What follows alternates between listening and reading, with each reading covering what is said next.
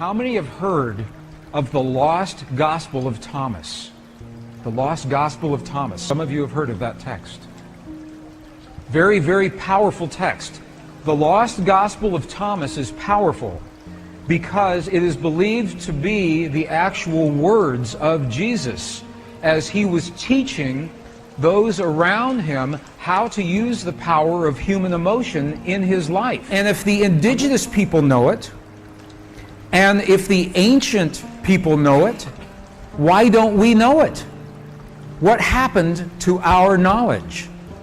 Well, this is a very good question. And the answer is this. In our Western tradition, and when I say Western, I'm assuming that we are of the Judeo-Christian tradition, is what I'm talking about here. There was a time when this field and the language of emotion was part of our tradition. It was in our texts. Until the 4th century, the year 325 AD. In the year 325, something happened. Our texts were edited, and we lost tremendous amounts of information. The Emperor Constantine, in the early Christian church, with the early Christian Bible, had to make decisions. What information do we include? What information do we exclude? And what we know now is that at least 45 books were either completely taken away or tremendously edited into what we call today our Western biblical tradition. And when those edits were made, we lost the information that tells us everything is connected. We lost the information that tells us the language that speaks to this field. We know the information was lost because we are now recovering the information in the Dead Sea Scrolls, in the Nag Hammadi Library, in the Coptic texts. This is how we know this information was lost. To unleash the force of the divine matrix in our lives, first, we have to understand how it works. And the science tells us how it works. Secondly, we must speak the language that the divine matrix recognizes, and science cannot tell us that. That comes from our past, from our culture, from our history, from those who have learned and used this language for thousands of years. So this is what we're doing right now. We're learning what did Jesus and what did the great masters say about this language. Because it's the same whether you're talking Buddhist or Hindu or Christian, pre-Christian traditions, they're all telling us that there is a field of energy and that we have the language to use that field. This is an actual page out of the Gospel of Thomas. So we know that this ancient gospel actually existed. And you can see some of the letters. These are Greek letters. You can actually read some of, if you know Greek, you can see some of the Greek letters right here. In the Gospel of Thomas, two very important keys. This was written right around 300 years after the time of Jesus. In this gospel, okay, so here's what we're doing. We've been in the Buddhist monasteries in Tibet, and they're telling us that that feeling is the prayer, 1. 2, that we must feel as if our prayers have already been answered. Okay, and now we're in an Egyptian monastery with the texts that used to be our tradition before they were edited, and we're going to look at the instructions that tell us how to do that. You okay if we do that?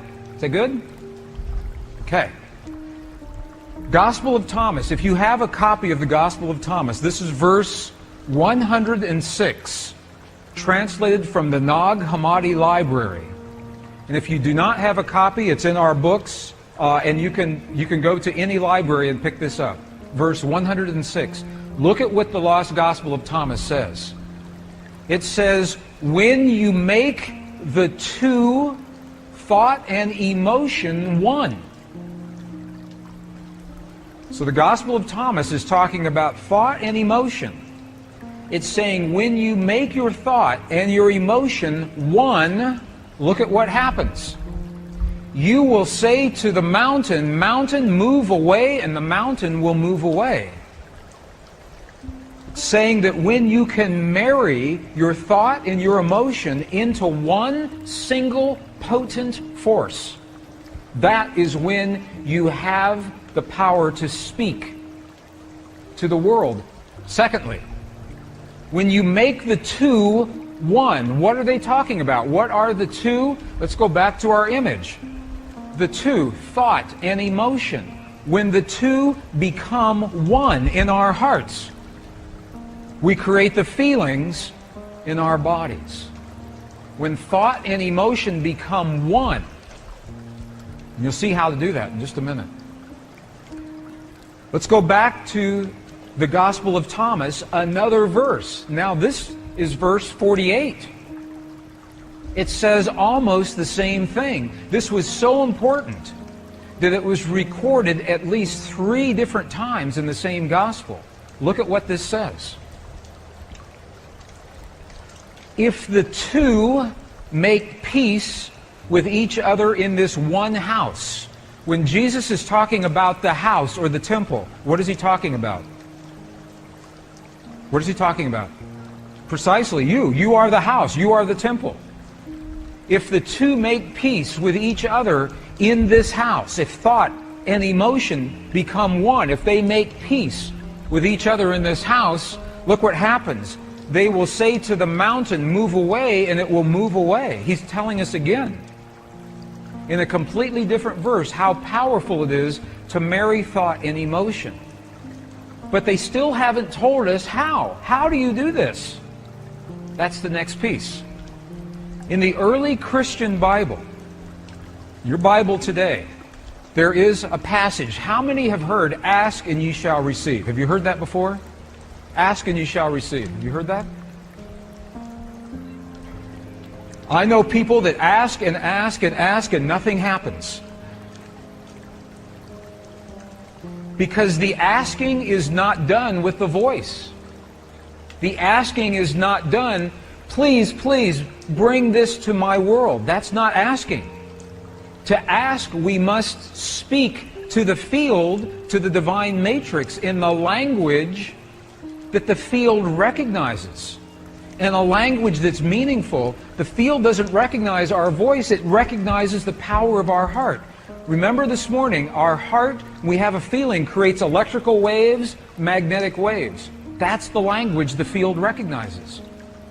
So when you create the feeling in your heart as if your prayer is already answered, that creates the electrical and the magnetic waves that bring that answer to you.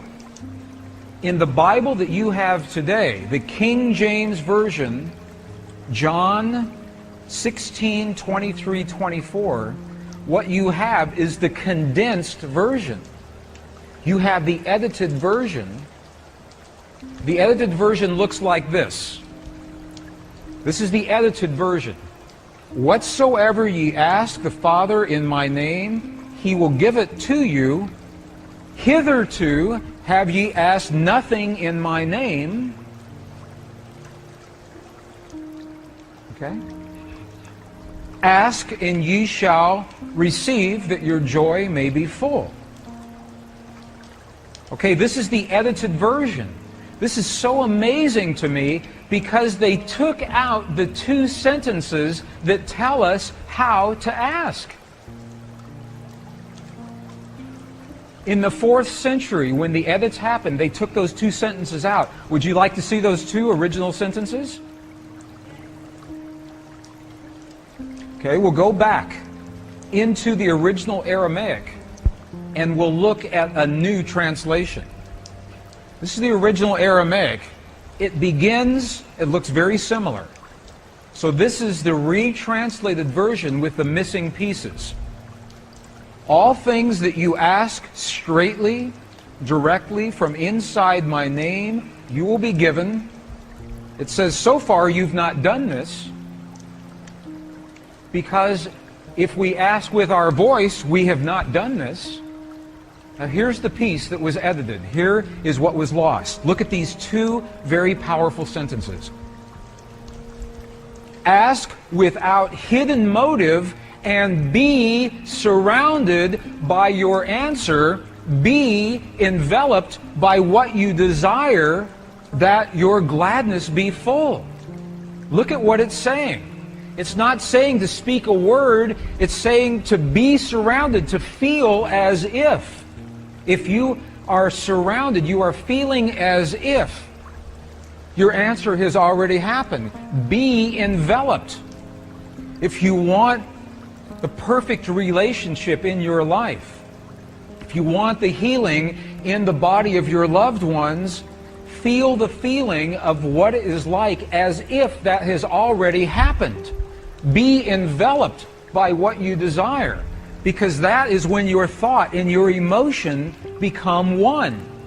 You think the thought of the healing in your loved ones, and you feel the love of that thought. They become one, and that is the language that this field recognizes. Does that make sense? Are you okay with that? You're going to see an example of this, another example here in just a moment. Ask without hidden motive. What does that mean? Hidden motive. Ask without judgment.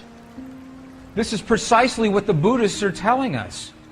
Ask without the judgment of the right or the wrong or the good or the bad. Ask without the ego. Ask from the heart.